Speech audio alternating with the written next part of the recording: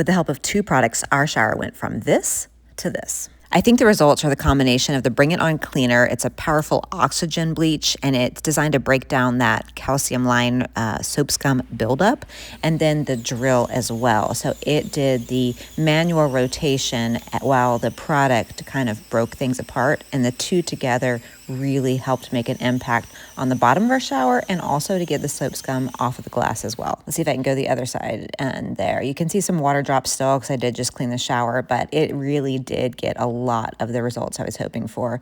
This was the before, and you can really just see some scum built up everywhere. It's pretty embarrassing, and this stuff really worked. Application was really easy. I just took an old ratty kitchen sponge that had a little bit of texture to it and kind of rubbed it into the places that I really saw the hard water deposits or the calcium buildup, the soap scum, all the stuff that we wanted, and just continued working my way around the shower because the buildup was so bad in our shower.